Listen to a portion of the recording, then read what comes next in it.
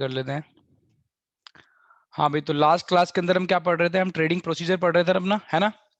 तो trading procedure की बात करें तो स्टॉक एक्सचेंज के अंदर पहले किस तरीके से ट्रेडिंग होती थी? ऑक्शन और बिडिंग सिस्टम के थ्रू, जो कि कहाँ होता था? On the floor of the exchange rate, वो स्टॉक एक्सचेंज। ये बात ध्यान रखना। बट अब सेबी ने क्या करा है? सेबी ने स्क्रीन बेस्ड ट्रेडिंग को अलाउ कर दिया, दैट इज ऑनलाइन। ऑनलाइन हम ट्रेडिंग कर सकते हैं, ये बात ध्यान रखना, ठीक है ना? उसके बाद मैंने सीधा प्रोसीजर पे आपको स्टार्ट कराया था। मैंने बोला था प्रोसीजर की अगर बेटा बात करें तो सबसे पहला काम होता है सिलेक्शन ऑफ अ ब्रोकर। हमें क्या सिलेक्ट करना होता है? हमें ब्रोकर सिलेक्ट करना होता है। Without selection of a broker हम स्टॉक एक्सचेंज के अंदर ट्रेडिंग नहीं कर सकते, किसी कंपनी से ट्रेड नहीं कर सकते, बात ध्यान रखना, ठीक है ना? तो सबसे पहला काम है सिलेक्शन ऑफ अ ब्रोकर, ठीक है? वो इंडिविजुअल भी हो सकता है, फर्म भी हो सकता है, कोई कंपनी भी हो सकती है। सेकंड स्टेप में हमें क्या करना है बेटा? सेकंड स्टेप में हमें डीमेट अकाउंट ओपन करना है, ठीक है? क्या ओपन करना है? डीमेट अकाउंट, है ना? डीमेट का मतलब होता है डीमटेरियलाइजेशन। किसके पास अकाउंट ओपन होता है? मैंने आपको बताया था डिपॉजिटरीज के पास ओपन होता है, ठीक है ना? तो मैंने फिर पूछा था बताओ डिपॉजिटरीज कौन होते हैं? तो बेटा डिपॉजिटरीज की अगर हम बात करें तो डिपॉजिटरीज वो इंस्टीट्यूशंस हैं जो हमारे शेयर्स को इलेक्ट्रॉनिक फॉर्म में होल्ड करती हैं। बताई थी मैंने आपको बात, ठीक है ना? तो डिपॉजिटरीज कौन है? डिपॉजिटरीज वो इंस्टीट्यूशंस हैं जो क्या करते हैं? हमारे शेयर्स को इलेक्ट्रॉनिक फॉर्म में होल्ड करते हैं। मैंने बात आपको बताई थी। इतनी बात समझ में आ गई, ठीक है? जैसे बैंक है, बैंक क्या करता है बेटा? बैंक मेरे कैश को इलेक्ट्रॉनिक फॉर्म में होल्ड करते हैं। मेरे से कैश लिया उसको किस में कन्वर्ट कर दिया? इलेक्ट्रॉनिक फॉर्म में। तो मेरे को अपने पास क्या दिखता है? मेरे को अपने पास इलेक्ट्रॉनिक फॉर्म में कुछ डिजिट दिखती रहती है। सिमिलरली डिपॉजिटरीज क्या करता है? हमारे शेयर्स को होल्ड करता है किस फॉर्म में? इलेक्ट्रॉनिक फॉर्म में। तो अगर आप मेरे से पूछो सर ये डीमैट अकाउंट कहाँ पे ओपन हो रहा है, तो मैं बोलूंगा बेटा डिपॉजिटरीज के पास। और मैंने आपको बताया था दो डिपॉजिटरीज है, एनएसडीएल और सीडीएसएल। तो बेटा डिपॉजिटरीज वो इंस्टीट्यूशंस होते हैं जो हमारे शेयर्स को इलेक्ट्रॉनिक फॉर्म में होल्ड करते हैं। इतनी बात मैंने आपको बता दी थी, ठीक है ना? उसके बाद अगर बात करें तो बेटा डिपॉजिटरीज के पास डीमैट अकाउंट ओपन हो गया। अगर आपके पास डीमैट अकाउंट नहीं है तो आप सिक्योरिटीज में ट्रेड नहीं कर सकते, ये बात ध्यान रखना, ठीक है? उसके बाद हम सीधा क्या करते हैं बेटा? ऑर्डर प्लेस करते हैं, ठीक है ना? तो बेटा जब हम ऑर्डर प्लेस करते हैं तो ऑर्डर किसको प्लेस करते हैं? हम ब्रोकर को, जिस ब्रोकर से हम डील कर रहे हैं, ये बात ध्यान रखना। तो ब्रोकर बेटा दोनों प्राइस, जिस प्राइस पे सेल होगा, जिस प्राइस पे हम परचेज करेंगे शेयर्स को, दोनों को मैच करता रहता है, ठीक है ना? उसके अकॉर्डिंग क्या करता है? हमारे बिहाफ पे सिक्योरिटीज परचेज करता है और सेल करता है। ऑर्डर को एग्जीक्यूट करता है, कॉन्ट्रैक्ट नोट इशू करता है, मैंने बताई थी। और सेटलमेंट होती है। सेटलमेंट किस बेसिस पे होती है? T+2 rolling settlement. टी का मतलब ट्रांजेक्शन डेट, +2 का मतलब 2 दिन और लगा लो बेटा। बात समझ रहे हो, ठीक है ना? उसके बाद अगर हम बात करें, फिर मैंने सीधा डिपॉजिटरीज पे आ गया था। मैंने अभी डिपॉजिटरीज आपको बताया भी है, बट अलग से भी टॉपिक टॉपिक है पूरा हमारे पास। तो डिपॉजिटरी क्या है बेटा? डिपॉजिटरी वो ऑर्गेनाइजेशन है, इंस्टीट्यूशन है जो सिक्योरिटीज को इलेक्ट्रॉनिक फॉर्म में होल्ड करती है, ठीक है? जिसमें हम ट्रेडिंग करेंगे। फिर मैंने आपको एक बहुत इंपॉर्टेंट बात बताई थी। मैंने बोला था बेटा डीपीज और डिपॉजिटरीज दोनों अलग है। डीपीज का मतलब होता है डिपॉजिटरी पार्टिसिपेंट। तो डिपॉजिटरी पार्टिसिपेंट कौन है? डिपॉजिटरी पार्टिसिपेंट वो इंटरमीडियरीज हैं जो डिपॉजिटरीज के बीच में और हमारे बीच में एज अ मीडिएटर एक्ट करते हैं, ठीक है ना? क्या मतलब? मैं कह रहा हूं बेटा वो इंडिविजुअल्स, वो इंस्टीट्यूशंस जो हमारा डीमैट अकाउंट ओपन करा रहे हैं डिपॉजिटरीज के पास। फॉर एग्जांपल ये कौन कौन हो सकता है बेटा? ब्रोकर हो सकते हैं, बैंक्स हो सकती हैं, एटसेट्रा।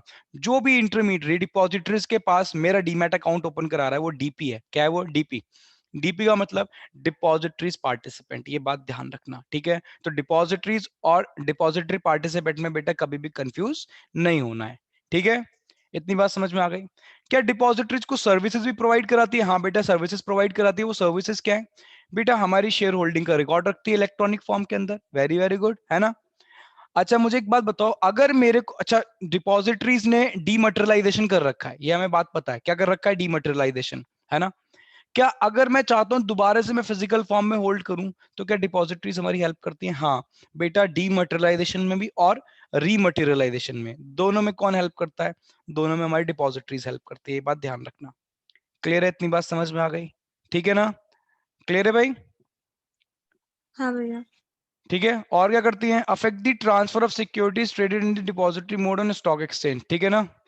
मतलब बेटा अगर मेरे को सिक्योरिटी ट्रांसफर वगैरह करनी है तो भी वो स्टॉक एक्सचेंज, अगर स्टॉक एक्सचेंज के थ्रू, तो डिपॉजिटरीज करवाती हैं अगर ट्रांसफर हमें करनी है सिक्योरिटीज। कुछ नहीं है, बट डिपॉजिटरीज क्या है? डिपॉजिटरीज वो इंस्टीट्यूशन है जो हमारे शेयर्स एंड बॉन्ड्स को इलेक्ट्रॉनिक फॉर्म में होल्ड करते हैं, ये बात आप ध्यान रखना। इतनी बात क्लियर है? एक सेकंड रुक जाओ जरा।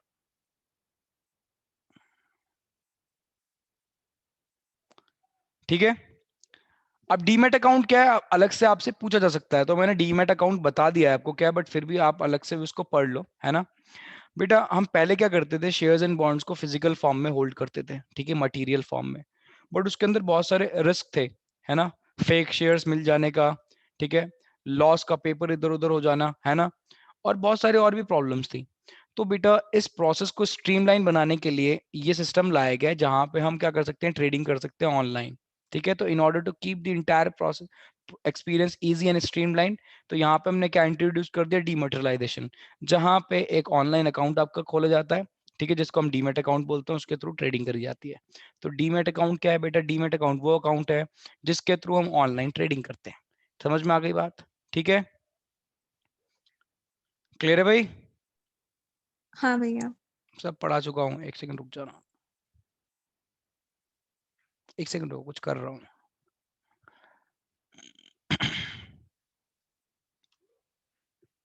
हाँ भाई, अब आ जाओ उसके बाद, फैसिलिटीज क्या क्या ऑफर्ड होती हैं, ये आपके वजह सिलेबस में है नहीं, छोड़ो उसको, जो चीज सिलेबस में नहीं है फालतू में नहीं पढ़ा रहा।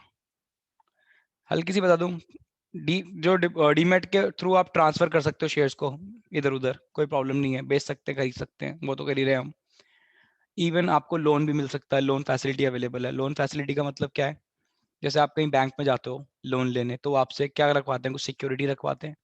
तो अगर मेरे डीमैट अकाउंट के अंदर शेयर्स रखे, मान लो 2 लाख के शेयर्स पड़े हैं मेरे डीमैट अकाउंट के अंदर, मैं उसके अगेंस्ट लोन ले सकता हूँ, उसको गिरवी रखवा के लोन ले सकता हूँ, ये है इसका मतलब, ठीक है। डीमैट में डीमर्टलाइज भी हो जाता है, रीमर्टलाइज भी हो जाता है, ठीक है। मल्टीपल एक्सेस ऑप्शन का मतलब आप उसको कहीं से भी एक्सेस कर सकते हो, कहीं से भी बैठे बैठे, मोबाइल से, ठीक है, अपने लैपटॉप से, बहुत सारी चीजें। इवन फ्रीज भी करवा सकते हो, रोक भी सकते हो, ट्रेडिंग नहीं करनी, जितना पड़ा है पैसा उतना पड़ा रहे, कर सकते हो, फ्रीज कर सकते हो, बहुत सारी चीजें हैं, ठीक है, समझ रहे हो। ये फैसिलिटी सिलेबस में नहीं है बट फिर भी बता रहा हूँ मैं थोड़ी सी। और यहाँ पे आके बेटा आपका ये चैप्टर खत्म हो जाता है, इस चैप्टर में और कुछ भी नहीं है, जो मेन बातें थी वो सारी मैं पहले ही बता चुका हूँ, सब कंप्लीट मैंने करा दिया है इसके अंदर, और कुछ भी नहीं बचा। समझ रहे हो बात को? कुछ पूछना है इस चैप्टर से रिगार्डिंग, आगे चलूं, कुछ केसेस पढ़े, कुछ केसेस करें सीधा। बेटा रिवीजन स्टार्ट कर दो, हाँ अब प्री बोर्ड स्टार्ट हो जाएंगे, वे सबके हो जाएंगे, ऐसा कुछ मत सोचना कि नहीं होंगे। पढ़ाई, पढ़ाई का मतलब रिवीजन, बहुत इंपॉर्टेंट है रिवीजन, ध्यान रखना। आओ भाई पहले क्वेश्चन पे आओ, यहां से मेन बातें स्टार्ट होती है। बताओ भाई, देखो सबसे पहला क्वेश्चन है जो सीबीएसई दिल्ली रीजन 2017 में आया हुआ है। क्वेश्चन क्या है, name the method through which the company decided to raise the additional capital. ऐसा कौन सा मेथड है जिससे कंपनी ने एडिशनल कैपिटल रेज करी है, ठीक है ना। हम काफी सारे पीछे पढ़ के ऑलरेडी आ चुके हैं, आओ जरा देखें। मैका limited reputed automobile manufacturing company needs कितना, उसको एडिशनल कैपिटल चाहिए 10 करोड़ एज एडिशनल कैपिटल चाहिए मैका लिमिटेड कंपनी को अपने बिजनेस को एक्सपेंड करने के लिए। अतुल जलान कंपनी का सीईओ है, ठीक है, wanted to raise funds through equity, वो कह रहा है मैं इक्विटी यानी शेयर्स के थ्रू पैसा रेज करना चाह रहा है। On the other end the finance manager Nimi Sahdev said the public issue may be expensive on account of various mandatory and non-mandatory expenses। जो निमी सहदेव है, जो उनका फाइनेंशियल मैनेजर है, वो कह रहा है देखो अगर पब्लिक इशू करोगे तो वो आपको महंगा पड़ेगा। महंगा किस लिए पड़ेगा, उसके अंदर बहुत सारी मैंडेटरी और नॉन मैंडेटरी एक्सपेंसेस होते हैं, ब्रोशर इशू करना, प्रोस्पेक्टस वगैरह निकालना, है ना, एडवर्टीजमेंट वगैरह करना, ब्रोकरेज देना, कमीशन देना। देयरफॉर क्या डिसाइड हुआ, therefore it was decided to allot the securities to institutional investors. अब इंस्टीट्यूशनल इन्वेस्टर्स का मतलब बेटा सीधा कंपनीज वगैरह यानी ब्रोकर्स वगैरह को बेच दो आप सीधा, वही आगे बेचेंगे। अब बताओ ये क्या है, मेथड बताओ जल्दी, मेथड। अरे यार, इंस्टीट्यूशनल इन्वेस्टर्स का मतलब वो ब्रोकर जिन्होंने कंपनी खोल रखी है।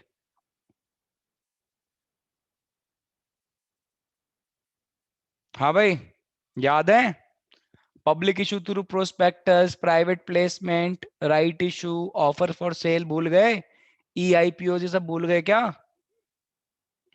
शायद प्राइवेट प्लेसमेंट होगा। क्यों, यहाँ पे कहाँ पे लिखा है कि प्राइवेट इंडिविजुअल्स को दे रहे हैं? नहीं, बट ऐसे यहाँ पे ये भी तो नहीं लिखा ना कि कर, जनरल पब्लिक को दे रहे हैं। करेक्ट, तो मैं वही तो पूछ रहा हूँ, कहाँ लिखा है, ऐसा कहीं लिखा देख रहे हो आप?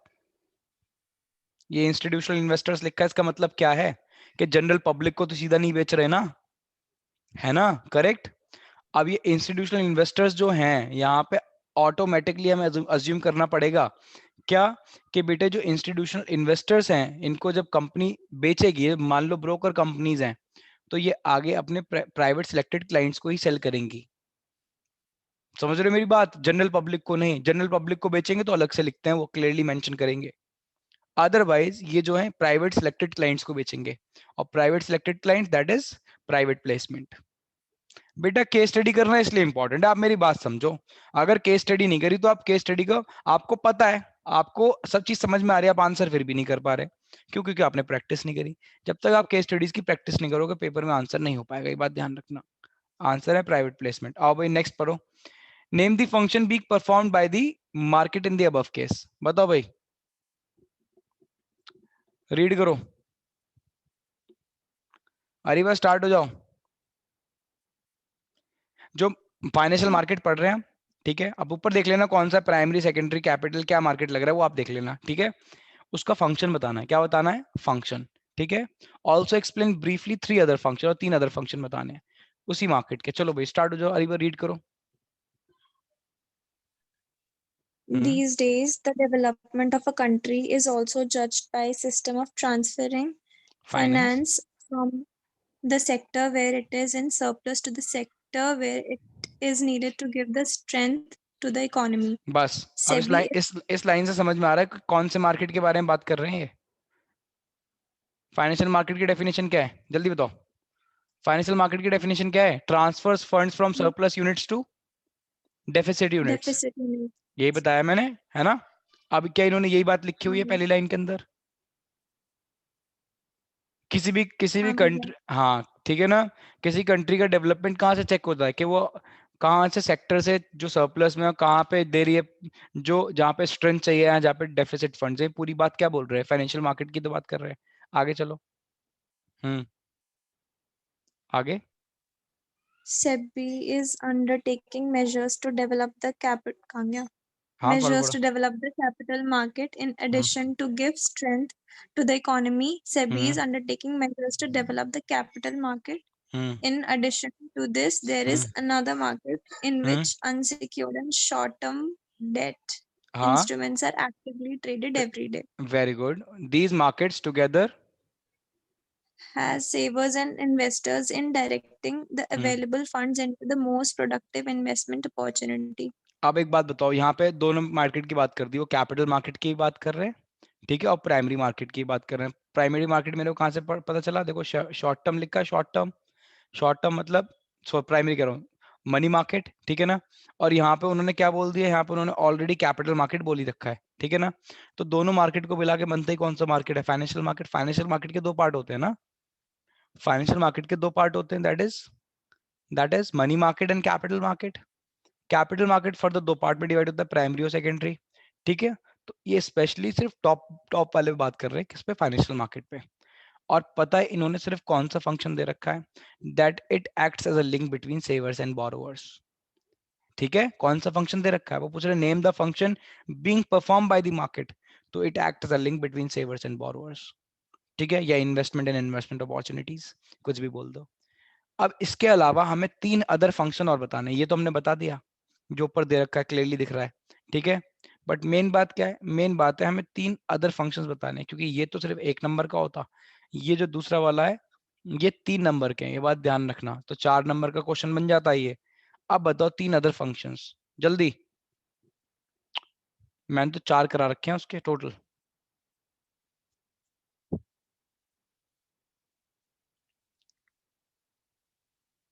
अरे बताओ। Provide liquidity to financial asset, reduce the cost of transaction, कुछ भी बता दो, कुछ तो बोलो।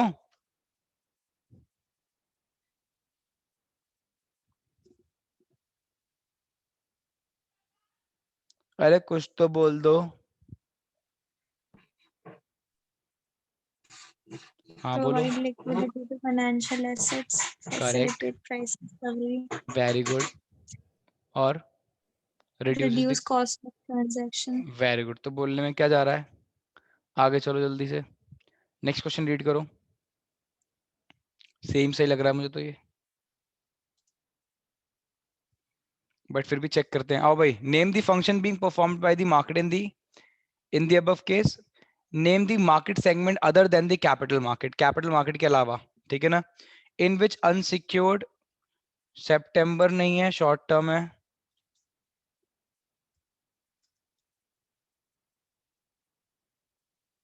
शॉर्ट टर्म,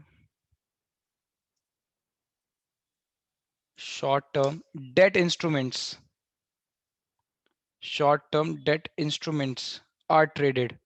ये तो नाम से पता चल रहा है। हाँ भाई, कौन सा मार्केट है ये दूसरे पॉइंट वाला जहां लग गया शॉर्ट टर्म डेट? बताओ भाई, शॉर्ट टर्म डेट सब पढ़ा चुका हूँ। मार्केट। वेरी गुड, कौन सा मार्केट? मनी मार्केट, ठीक है। तो पूछ रहे हैं कौन सा फंक्शन परफॉर्म हो रहा है, मार्केट कौन सा लग रहा है, अभी चेक करते हैं, ठीक है। फिर वो दूसरे थे बता रहे थे कैपिटल मार्केट के अलावा कौन सा मार्केट है जहाँ शॉर्ट टर्म फंड्स ट्रेड होते हैं, दैट इज मनी मार्केट, ठीक है ना।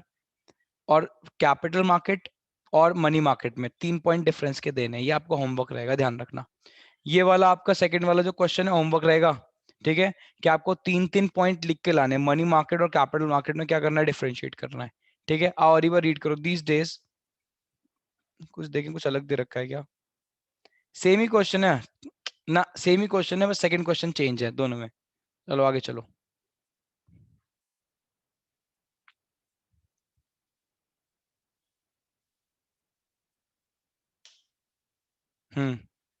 चलो भैया रीवा क्वेश्चन रीड करो पहले, question. Identify the function and its type performed by SEBI in the above case. ठीक है, तो सेबी के मैंने 3 फंक्शन पढ़ाए हैं ना, 3। कौन कौन से नाम बताओ पहले, 3 हो गए, सेबी के 3 फंक्शन के नाम बताओ। Protective, developmental और regulate. वेरी हाँ, very good, very regulatory. Very good, ठीक है ना। आओ जरा अरीबा रीड करो, माइक ऑफ मत करो अरीबा अपना।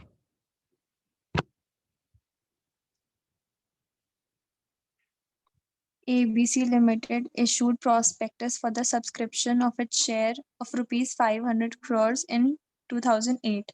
The issue was oversubscribed by 20 times. Very The good. company issued shares to all applicants on the pro databases. Later, SEBI pro inspected the prospectus.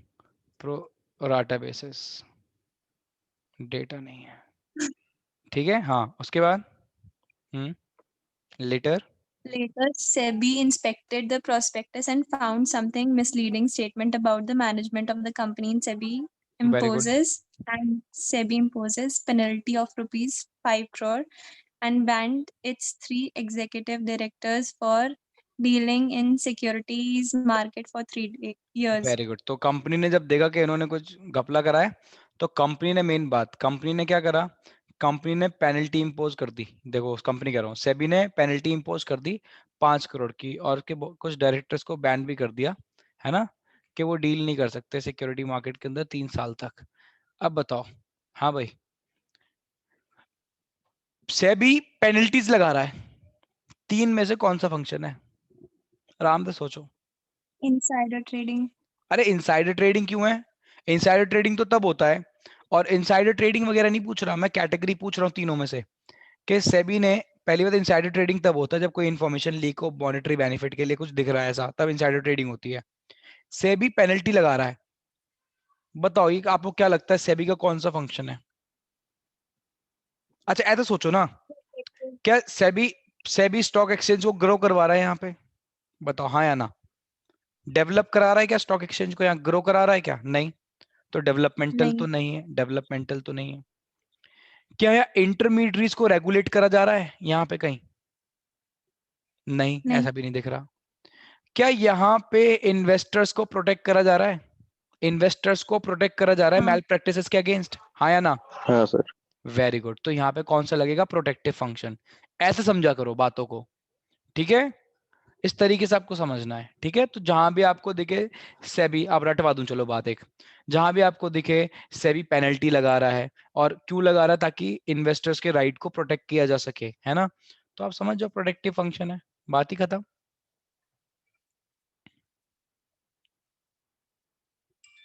चलो नेक्स्ट पे आओ, नेक्स्ट पे आओ, एक और कर लेते हैं बस, उसके बाद मैं होमवर्क दे दूंगा, बात खत्म। नेक्स्ट क्लास में कुछ केस स्टडीज कराऊंगा, और फिर नए चैप्टर में मूव करेंगे एक वेबिनार के बाद। बताओ भाई, अरीवा रीड करो क्वेश्चंस यार। अरीवा अपना माइक ऑफ मत करो यार आप।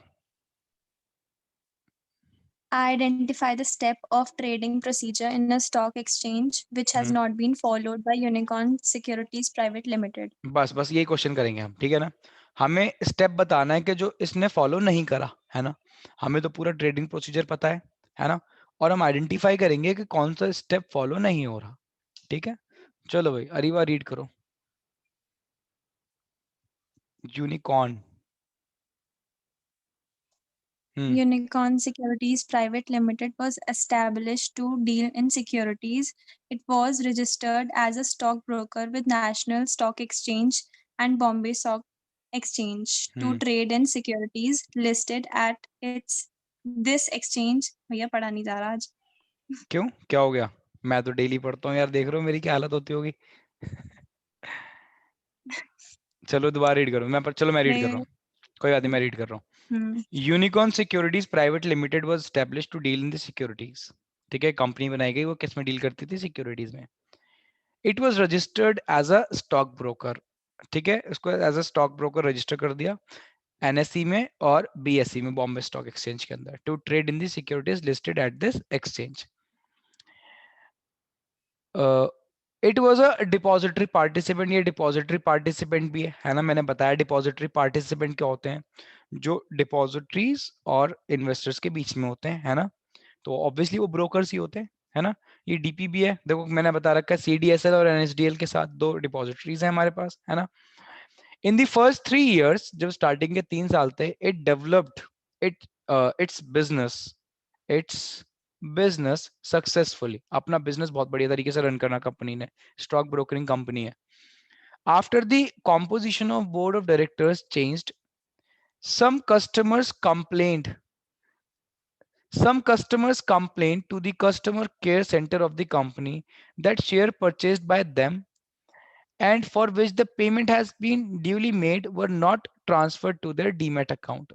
अब कुछ इस कंपनी के क्लाइंट्स और कस्टमर्स होंगे, उन्होंने एक इन्हीं की कंपनी के कस्टमर केयर में कॉल करी और उनसे बोला, भाई कैसा है भाई, हमारे जो शेयर्स हमने खरीदे थे, ये ठीक है ना, जिनकी पेमेंट्स ऑलरेडी हो गए हैं, वो हमारे डीमैट अकाउंट के अंदर ट्रांसफर नहीं हुए हैं, ठीक है ना। Unicorn unicorn securities private limited company के द्वारा ये बोल रहा है वो, ठीक है, सुनते रहना ढंग से।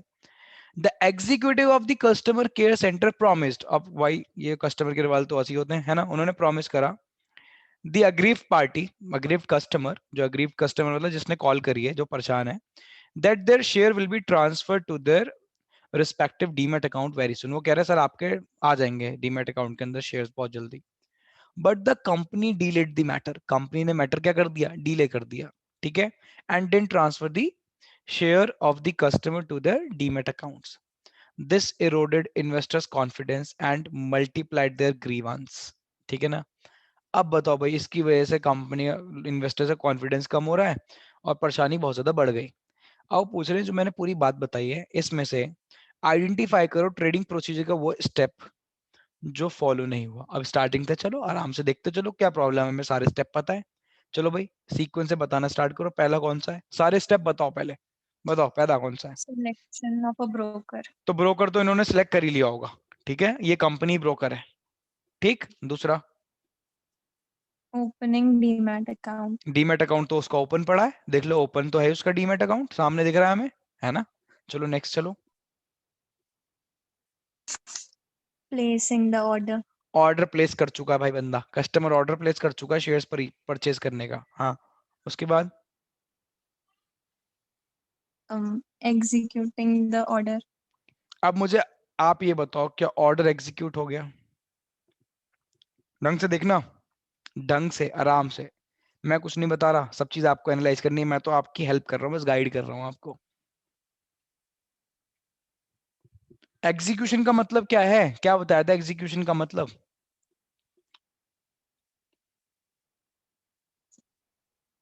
अरे इधर देखो, उसने पेमेंट कर दी है, पेमेंट कर दी है, बट कंपनी ने शेयर ट्रांसफर नहीं करे हैं। पेमेंट हो गई भाई, इसके अकाउंट से हो गई है, ठीक है। बट ये जो कंपनी है, शेयर ब्रोकर्स कंपनी है, इन्होंने उस बंदे के अकाउंट के अंदर शेयर नहीं भेजे, शेयर्स नहीं भेजे। ये फोन कर रहा है कि भाई शेयर्स भेज दो, शेयर भेज दो, शेयर्स नहीं भेजे। बताओ भाई। हाँ, तो ये फॉलो नहीं हुआ। क्या फॉलो नहीं हुआ? वही तो पूछ रहा हूँ, बताओ ना, बोलो तो। Executing the order. तो ऑर्डर एग्जीक्यूट ही नहीं होता, बोल क्यों नहीं रहे हो? मुझे एक बात बताओ, आप अब अगर कंपनी से कहीं फ्लिपकार्ट वगैरह से ऑर्डर करते हो, कुछ नहीं आया आपके घर पे, आप फोन करोगे सर आया नहीं है ना? तो उन्होंने क्या नहीं करा, आपने पेमेंट कर दिया यहाँ से, ठीक है। अब मुझे एक बात बताओ, क्या चीज की नहीं, उनकी तरफ से ऑर्डर एग्जीक्यूट नहीं हुआ ना? जब तक आपके पास डिलीवर नहीं होगा तब तक एग्जीक्यूशन नहीं होगा ना। तो एग्जीक्यूशन नहीं हम्म। हुआ। बात समझ रहे हो? हाँ भैया। चलो सेकंड भी बता दो। थर्ड वाला क्वेश्चन सिलेबस में नहीं है। सेकंड बता दो, जल्दी से रीड करो सेकंड क्वेश्चन।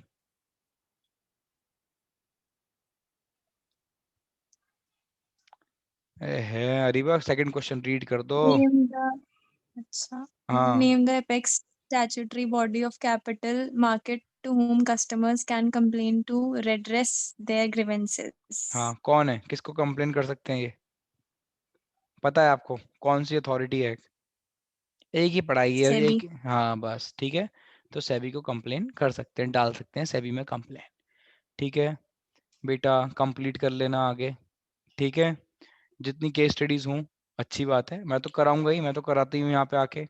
बट प्लीज आप भी कोशिश करना कि सारी केस स्टडीज करो। अगर केस स्टडीज नहीं करोगे, लिखवा के रख लो, दिक्कत आ जाएगी। ठीक है, यहीं ठीक पे है ओवर भैया। कर रहा हूँ क्योंकि मेरी तरफ से चैप्टर ही ओवर हो गया है। केस स्टडीज कराऊंगा मैं, ठीक है, बट प्लीज आप होमवर्क में मैक्स टू मैक्स करके रखना। एटलीस्ट 5 तो कर ही लेना भैया एटलीस्ट। हाँ बेटा। नेक्स्ट चैप्टर में आप वो लास्ट वाला करवा देना, कंट्रोलिंग।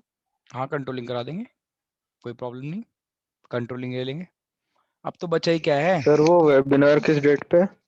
बेटा। अब मैं बस वेबिनार मान लो, आज क्या है हमारा, आज डेट बताना क्या है। आज हमारी डेट है 28। 28 है। अब हमारी क्लास मानो परसों है ना? तो एक काम करते हैं, परसों रख लेते हैं, ठीक है ना? परसों बट क्लास के टाइम पे नहीं रहेगा, थोड़ा अलग टाइम पे रखूंगा, ठीक है ना?